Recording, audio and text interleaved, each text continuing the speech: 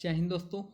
आज हम लोग एसएससी एमटीएस 2022 के जो आंसर की आया है उसको यहाँ पे हम डिस्कस करने वाले हैं कि क्या आपका सेफ स्कोर रह सकता है, कितना पे आप लोग का एक आप जो है सेफ जोन में रह सकते हैं और कितना पे आपका फाइनल मेरिट लिस्ट बन सकता है, उसके डिटेल में डिस्कस करने वाले हैं। और साथ में हम दो तीन बिंदुओं पे बात करेंगे। पहला हम रैंक आईक्यू के डाटा के बारे में बात करेंगे कि रैंक आईक्यू का डाटा क्या है, फेक है या नहीं है, वो उसके बारे में हम डिस्कस करेंगे।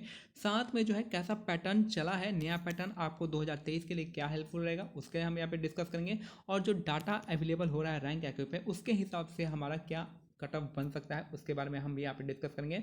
और यहाँ पे शिफ्ट वाइज एनालिसिस भी हम यहाँ पे करने वाले हैं। तो चलिए स्टार्ट करते हैं। और लास्ट में हम नॉर्मलाइजेशन भी देखेंगे कि नॉर्मलाइजेशन में कितना किसको फायदा मिल सकता है, क्या रैंक आईक्यू नॉर्मलाइजेशन जो दिखा रहा है और क्या एसएससी एमटीएस का जो नॉर्मलाइजेशन पैटर्न हुआ है आपका एसएससी जीडी में, तो उसको हम यहाँ पे कंपेयर करने वाले हैं। इन सारे बिंदुओं पे हम यहाँ पे डिस्कस करने वाले हैं। चलिए स्टार्ट करते हैं पहले क्वेश्चन से। पहला क्वेश्चन बताइए, पहला है स्टार्ट करते हैं। उससे पहले हम बता दें कि जो भी आपका जो है एसएससी का एग्जाम हुआ था वो आपका जो दो ग्रुप में हुआ था। एक तो होता है आपका 18 से 25 वाले ग्रुप में और दूसरा होता है 18 से 27 वाले ग्रुप में। मैं थोड़ा ओवरव्यू दे देता हूँ कि क्या होगा। 18 से 25 वाला जो ग्रुप है आपका, इसमें जो वैकेंसी थी आपके 9329 थी और 18 से 27 वाला में जो था आपका 2665 था। अगर हम बात करते हैं यहाँ पे कि जो 9329 था जिसमें जनरल कैटेगरी में 4115 था, 2505 ओबीसी में था, 1051 जो है एससी में था और 679 जो था आपका एसटी में था और 979 जो आपका ईडब्ल्यूएस कैटेगरी में था। टोटल मिलकर 9329 वैकेंसी आया था। 18 से 27 वाले एज ग्रुप का है 2665 था, जो कि आपका यहाँ पे देखा जाता है 1000 जो है 1085 अनरिजर्व कैटेगरी में था और 529 जो है आपका हवलदार का था जो आपका सीबीआईसी में दिखाता है। और टोटल मिलकर 12523 एक अच्छी खासी वैकेंसी जो है एसएससी एमटीएस 2022 में देखी गई है, जो कि एज कम्पेयर टू कहीं नहीं बैठता है आपका एसएससी एमटीएस 2023 जो कि 1500 सिर्फ वैकेंसी है, वो कहीं नहीं बैठता है। तो एसएससी एमटीएस 2023 का हम लास्ट में बात करने वाले हैं और पहले हम लोग बात करेंगे कि क्या आप लोग कर सकते हैं। ठीक है, तो यहाँ पे जो है आपका जो एग्जाम हुआ था, मैं थोड़ा सा इसको ब्रीफ में बताता हूँ कि जो एग्जाम हुआ था हमारा कैसे कैसे हुआ था। पहला जो सिर्फ फेज हुआ था आपका मई वाला फेज हुआ था और दूसरा आपका जून वाला फेज हुआ था। कहा जाता है कि जो मई वाला एग्जाम हुआ था वो आपका थोड़ा सा लिटिल बिट आपका इजी था एज कम्पेयर टू आपका जून से। जून वाला थोड़ा सा क्या था आपका हार्डशिप में था। हार्डशिप मतलब कह सकते हैं कि थोड़ा सा क्वेश्चन जो था आपका अच्छे लेवल का पूछा गया था, आप आसानी से आंसर तक नहीं पहुंच सकते थे। लेकिन इंग्लिश जो था, इंग्लिश और जीके था यहाँ पे आपका जो आपका मई वाला सेट था वो थोड़ा काफ़ी इजी पूछा गया था। नेक्स्ट है, अब यहाँ पे जो हम बात करने वाले हैं आपका जो एग्जाम पैटर्न था किस हिसाब से एग्जाम जो हुआ था आपका, ये भी आपका दो फेज में हुआ था। पहला बता दूं, एक तो फेज वन में जो था आपका, फेज वन में जो था आपका मैथ्स और रीजनिंग था, मैथ्स रीजनिंग था। और दूसरा फेज टू जो था आपका इंग्लिश और जीके था। मैथ्स और रीजनिंग ये आपका 20-20 क्वेश्चन था, यहाँ पे 20-20 क्वेश्चन था और ये जो थे आपके 25-25 क्वेश्चन थे दोनों। यहाँ पे जो मैथ्स और रीजनिंग में आपको 12 क्वेश्चन यहाँ पे 12 क्वेश्चन करना था। क्वालिफाइंग था, ये दोनों ही क्वालिफाइंग मार्क्स के थे और एक क्वेश्चन जो है सभी का 3 नंबर का था। तो मैथ रीजनिंग जो है 120 40 क्वेश्चन 120 नंबर का था, जिसमें आपको 12 क्वेश्चन आपको करना था। यहाँ पे आपको क्वालिफाइंग नेचर का था, 12 क्वेश्चन वहाँ पे सेव करना था, फिर आपका वहाँ पे खेल खत्म हो जाता है। फिर जो आपका यहाँ पे इंग्लिश और जीके आपका यहाँ से इंग्लिश भी 25 क्वेश्चन 3 नंबर का यानी 75 नंबर का हो गया। जीके भी आपका 25 क्वेश्चन 3 नंबर का तो 75 हो गया, यानी टोटल जो है आपका इंग्लिश जीके 150 नंबर पे मेरिट उठाएगा। और इंग्लिश जो है आपका यहाँ पे इंग्लिश और जीके यही दोनों आपका मेरिट में आएगा, 150 नंबर पे आपका मेरिट बनने वाला है, याद रखिएगा। अगर हम बात करते हैं यहाँ पे जो एवरेज आंसर की आने से पहले जो एवरेज चल रहा था इंग्लिश का जो एवरेज मार्क्स चल रहा था वो आपका कितना चल रहा था आपका, यहाँ पे देखा जाए तो यहाँ से आपका 15 के आसपास यानी 18 से 20 के आसपास चल रहा था। ठीक है, इंग्लिश का जो आपका एवरेज चला था 18 से 20 के आसपास चला था और जो जीके का जो एवरेज चल रहा था ये आपका 17 से 19 के आसपास चला था। 18 दोनों आपका साथ साथ चल रहा था। लेकिन जो है जैसे कि आंसर की आता है उसके बाद क्या हो गया, तो आंसर एक ड्रास्टिक जो है एवरेज मार्क्स ड्रास्टिकली गिरा है। और जो इंग्लिश का जो एवरेज मार्क्स हो गया ये तो थोड़ा सा बढ़ गया था क्योंकि इंग्लिश में कुछ क्वेश्चन जो है लोगों के सही हो गए और एवरेज मार्क्स जो है आपका यहाँ पे कितना आ गया, यहाँ पे एवरेज 16-17 के आसपास एवरेज आ गया इंग्लिश का। और जो जीके का एवरेज आया है ये आपका आ गया है आपका 14-15 के आसपास आ गया है जीके का एवरेज। ठीक है, ये मैंने आपका डाटा उठाया, आपका रैंक है कुछ से डाटा उठाया और जो कि बता रहा है यहाँ पे आपका उस समय का एवरेज मार्क्स। तो अब जो है एवरेज मार्क्स इंग्लिश के लिए कितना हो गया, इंग्लिश के लिए अगर हम बात करें 16 क्वेश्चन उठाते हैं तो 16 तिया 48 हो जाता है, और यहाँ पे जो अगर हम बात करें 16 तिया 48, यहाँ पे इंग्लिश के अगर 16 क्वेश्चन लेते हैं और जीके के हम 15 क्वेश्चन को लेते हैं, 15 तिया 45 हो जाएगा। लगभग जो आपका एवरेज मार्क्स कितना आएगा, 90 आएगा कट कुट के, ठीक है, 90 हम एवरेज मार्क्स लेते हैं। अगर कोई अच्छा स्टूडेंट होगा, अगर अच्छा स्टूडेंट होगा तो उसके इंग्लिश में कितने बन सकते हैं, तो उसके इंग्लिश में 22 क्वेश्चन बन सकते हैं 25 में, यानी 3 क्वेश्चन उसका गलत हुआ होगा। अगर जीके में कितने बन सकते हैं, तो 18 क्वेश्चन बन सकते हैं आपके 25 में, ये तो बन सकता है ना जी 18 क्वेश्चन। तो अगर हम बात करते हैं 22 तिया 66 हो गया, 22 तिया 66 और 3 क्वेश्चन यहाँ पे गलत किया है तो -3 और 63 क्वेश्चन आपका हो गया, 63 मार्क्स आ गया इंग्लिश में। और जीके में कितना मार्क्स आ गया, 18 तिया 54, 54 में 7 माइनस करेंगे तो 47 आ गया। तो जीके में 47, 47 63 को जोड़ते हैं तो 7 3 10 हो जाएगा, और 6 4 10 1 11 110 मार्क्स आ गया, ठीक है। हाँ, तो यहाँ पे क्या हो गया आपका, आप देख रहे हो कि एवरेज मार्क्स कहाँ से कहाँ बैठ रहा है, तो एवरेज मार्क्स जो बैठ रहा है आपका 90 से कितना तक, 110 के आसपास बैठ रहा है, 90 से 110 के आसपास यहाँ पे एवरेज मार्क्स बैठ रहा है। अब क्या करेंगे, अब जो है आपके, अब जो है यहाँ पे मैं रैंक आईक्यू का कुछ आपको डाटा दिखाता हूँ।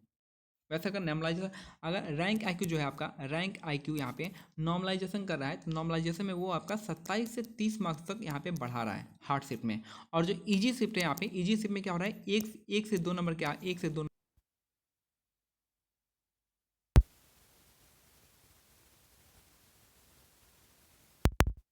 आता है, और इजी शिफ्ट को भी 4 से 5 से 6 नंबर तक बढ़ाता है इजी शिफ्ट में। तो यहाँ पे क्या कर रहा है कि यहाँ पे रैंक आईक्यू के पास डाटा कम है, इसलिए डिफरेंसेस ज़्यादा है, इसलिए वो ज़्यादा नंबर को ऐड कर रहा है। और इजी शिफ्ट में जो है डिफरेंसेस कम होता है, इसलिए यहाँ पे जो है इजी शिफ्ट में आपको कम नंबर को यहाँ पे इंक्रीज कर रहा है। ये आपका नॉर्मलाइजेशन का खेल चल रहा है। बाकी जो है अब हम देखते हैं यहाँ पे जो आपका रैंक आईक्यू का डाटा, अगर हम रैंक आईक्यू के डाटा को यहाँ पे देखते हैं तो जो भी आपके जिनका जिनका जो नंबर आ रहा है 100 प्लस आ रहा है, थोड़ा सा मैं इसको क्लियर लिखता हूँ, जिनका 100 प्लस आ रहा है उनकी जो संख्या आपका 14,000 के आसपास है, ठीक है। जिनकी रैंक है क्यों है, जिनका 100 से ज़्यादा नंबर आ रहा है तो उनके 14,000 यहाँ पे दे रखा है। जिनका 110 प्लस आ रहा है, इनकी जो नंबर है आपका 6,000 के आसपास है। जिनका 115 प्लस आ रहा है, इनकी जो संख्या है वो आपका 3900 हो जा रहा दिखाया है। और जिनका 120 प्लस आ रहा है ये आपका हो जाएगा 2000 के आसपास आएगा। और 130 प्लस जो दिखा रहा है ये आपका 800 के आसपास आ रहा है। और 140 प्लस जो दिखा रहा है वो आपका 20 लोगों को दिखा रहा है रैंक आईक्यू, इतना सी डिफरेंस दिखा रहा है। अगर इस हिसाब से अगर हम बात करते हैं तो एवरेज जो है हम कितना देखें, 90 से लेके आपका 110 तक देखें हैं मार्क्स देखें हैं, तो आपका मार्क्स कितना बढ़ सकता है, तो कितना बढ़ेगा यहाँ पे, तो जब मार्क्स यहाँ पे बढ़ने वाला है वो आपका हो जाएगा कितना, 105, कितना हो जाएगा। अगर हम यहाँ पे एवरेज, तो मार्क्स जो था आपका एवरेज से थोड़ा ऊपर रहता है, तो हम एवरेज से थोड़ा ऊपर को लेंगे आपका अनरिजर्व कैटेगरी में, ठीक है। तो यहाँ पे जो हम लेंगे आपका अनरिजर्व के लिए आपका जो मार्क्स यहाँ पे जाएगा 105 प्लस रहेगा, अनरिजर्व कैटेगरी का 105 प्लस। अगर हम बात करते हैं ओबीसी का, ओबीसी का जो रहेगा आपका 100 प्लस रहेगा, 100 प्लस रहेगा ओबीसी का। अगर हम एससी का बात करते हैं तो एससी का आपका 90 प्लस रहने वाला है। एसटी का अगर हम बात करते हैं ये भी आपका 90 प्लस ही रहेगा। ईडब्ल्यूएस का हम बात करेंगे तो ये 95 प्लस रहेगा, 95 प्लस रहने वाला है। और अगर हम पीएच का बात करते हैं, पीएच का 70 रहेगा। अब हम बात करते हैं, ये हो गया हमारा रॉ मार्क्स। अब हम इसको रॉ मार्क्स के लिए देखें, रॉ मार्क्स के लिए जो आपका एक्चुअल मार्क्स आ रहा है हमें।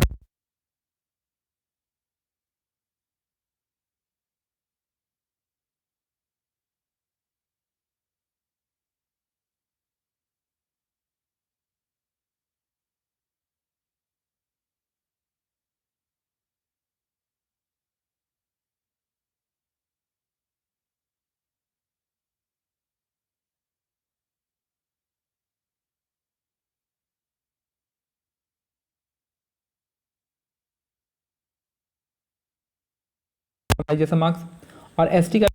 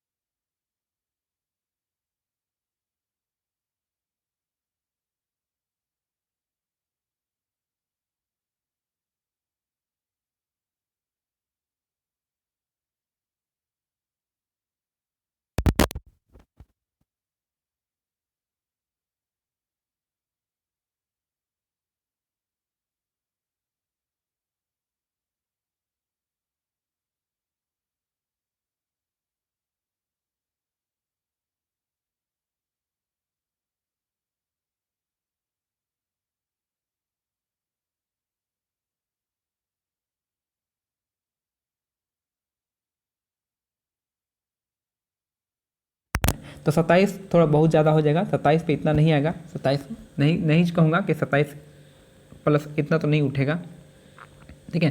क्योंकि सीजीएल मेंस में क्या होता है आपका यहाँ पे, और क्या होगा, एक चीज़ होगा कि यहाँ पे जो अभी आंसर किया है ना, अभी फाइनल आंसर किया आना बाकी है, फाइनल आंसर की आना बाकी है। क्यों बाकी है? क्योंकि वहाँ भी आपका एक दो क्वेश्चन मैंने देखा है आपके जीके में क्वेश्चन गलत दिए हुए हैं, जीके में क्वेश्चन गलत दिया हुआ है, ठीक है।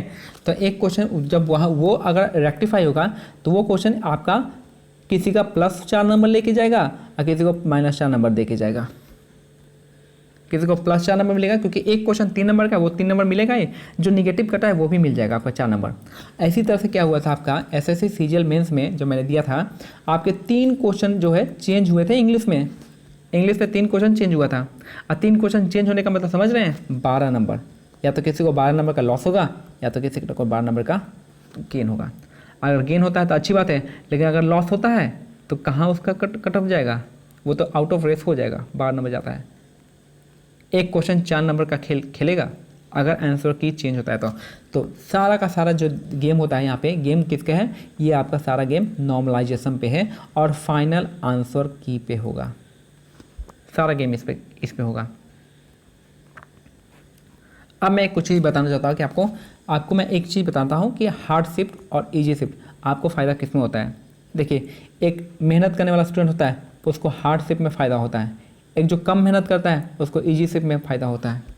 इजी शिफ्ट में वो दनादन क्वेश्चन बनाता है, इजी शिफ्ट में वो दनादन क्वेश्चन बनाता है और 80-85 नंबर तक ले आता है, लेकिन हार्ड शिफ्ट में क्या होता है, उससे 45-50 नंबर तक ही जाता है।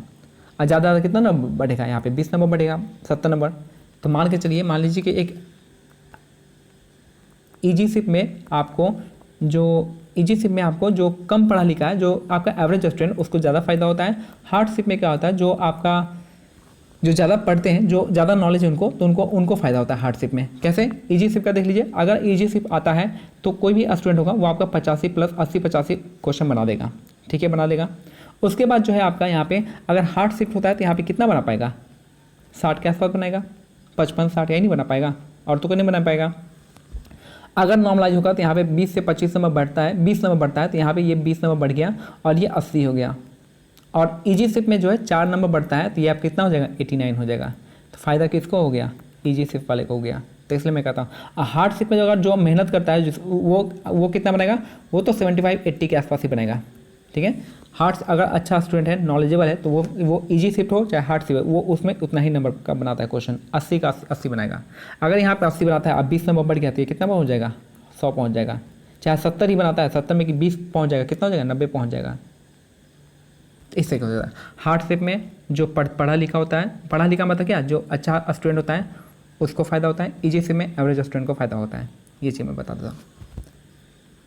तो लोग बोलते हैं कि इजी शिफ्ट मई वाला शिफ्ट हुआ उनको फ़ायदा मिलेगा, जो जून वाला एज कम्पेयर टू जो जून वाला में हुआ है, ये चीज़ें हैं, ठीक है। आई थिंक कुछ ज़्यादा टाइम हो गया, और जो भी आपको डाउट होता है आप हमें पूछिएगा।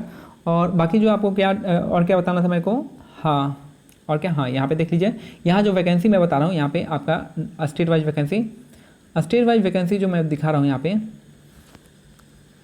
हाँ, यहाँ पे देखिए पंजाब में कितना वैकेंसी, 277 वैकेंसी है, अच्छी खासी। यहाँ पे नॉर्मल, यहाँ पे जो अनरिजर्व में जाएगा 105 के आसपास,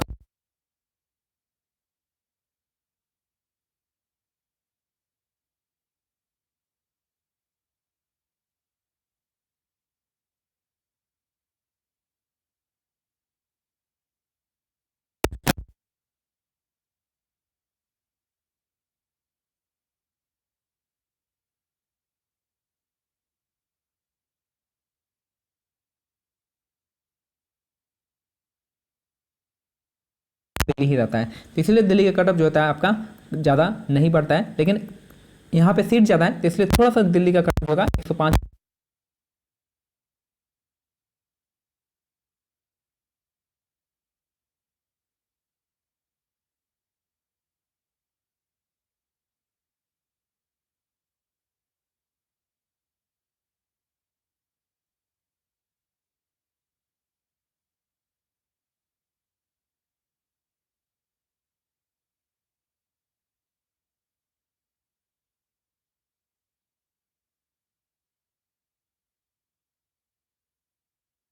प्लस, यानी आपका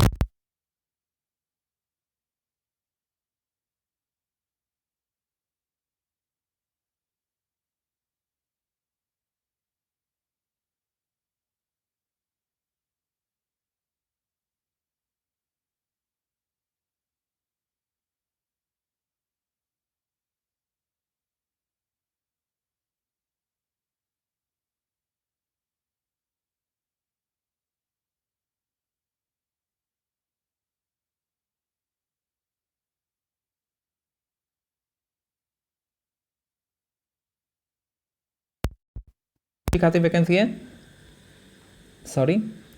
फिर आपके नॉर्दर्न रीजन में आपका जो वैकेंसी आपके 454 है, जिसमें 117 जो वैकेंसी आपका दिल्ली का है।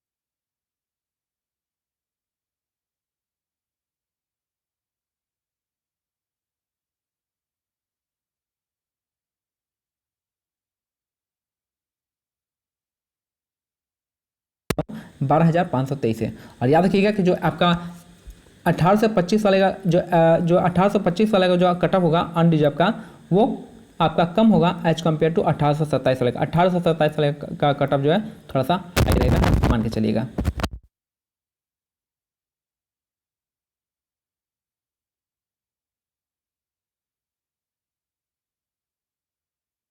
एक 120 चला जाएगा नॉर्मलाइज होके।